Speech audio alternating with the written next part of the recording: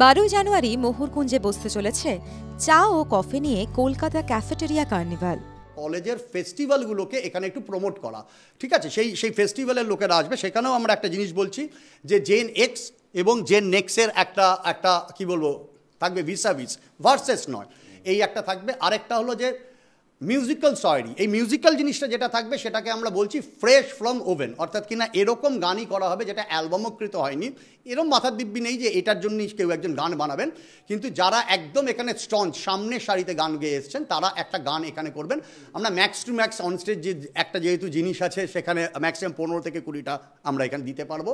আরেকটা হলো fashion show, মানে আমাদের অনেক দিন আগেই অমিত রে বলে গেছিলো যে স্টাইলটা হলো মুখ, ফ্যাশনটা হলো তার মুখশ্রী, কিন্তু আমরা এখানে ফ্যাশন নিয়েও থাকতে পারি। বাঙালির যেমন চা কফির প্যাশন আছে, তেমনি সাজগোজেরও একটা করা ফ্যাশন রয়েছে, এই একটা জিনিস থাকছে। এবং এই টোটাল 6টাকে একটা বৃত্ত করে যেটা বললাম যে কলকাতায় হচ্ছে কাগজ কলম কালি কথন হচ্ছে, কবিতা থাকবে না, এটা হতে পারে না।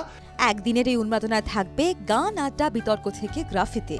আমরা যখন কলেজে পড়তাম তখন ফেস্ট করতাম, তো ফেস্টে নানান রকম ইভেন্ট হতো, ডিবেট, এক্সটেম্পোর, কুইজ, হ্যাঁ, এদিকে কার্টুনিং, পেন্টিং, কোলাজ, হ্যাঁ, কম্পিটিশান, তারপরে এদিকে গানের অনুষ্ঠান, হ্যাঁ, মৌলিক গান হতো।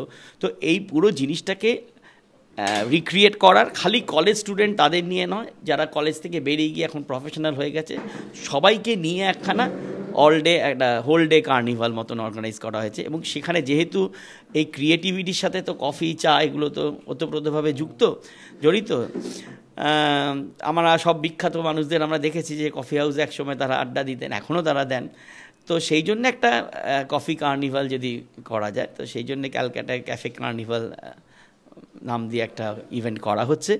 প্রবীণ ও নবীন প্রজন্মের মেলবন্ধনই এই কার্নিভালের মূল লক্ষ্য। বরুণ চন্দ্র শোনালেন ভারতে কফির চাষের শুরুর গল্প। আরব দেশ বোধহয় তারা জানতে পেরেছিল, আমি এগুলো ওনার কথাই আবার উদ্গীরণ করছি, জানতে পেরেছিল যে এটার একটা দারুণ ভবিষ্যৎ রয়েছে এবং তারা কেনাবেচা করছিলেন এবং তারা বড় লোক হচ্ছিলেন। তখন তো আর পেট্রোলিয়ামটা বেরোয়নি, তখন সেরকম বড় লোক হননি তারা আর কি। তো বললে যে এটা একদম কোনো মতেই যেন বাইরে না যেতে পারে কফি বিনস। তো বাবা কি বাবা গুটান, আমি জানি না, নামটাও আমি ঠিক বলতে পারবো না, এমনই অদ্ভুত নাম। তো তিনি খুব সম্ভবত মুসলমান ছিলেন, তাই কি? তিনি ওখানে ওই তীর্থযাত্রা করতে গিয়ে জামার কোনো জায়গাতে 7খানা কফি বিন চুরি করে নিয়ে ভারতবর্ষে ফিরে আসেন। এবং তিনি ছিলেন সাউথের লোক, সাউথের মুসলমান। সাউথের 7টা জায়গায় এই কফি বিনস পোতা হয়, সেখান থেকে আমাদের দেশে এলো। একটা দিন চা কফিময় কাটাতে চাইলে আপনাকে আসতেই হবে 12 জানুয়ারি মোহরকুঞ্জে। নন্দল পালের রিপোর্ট, TV9 বাংলা ডিজিটাল।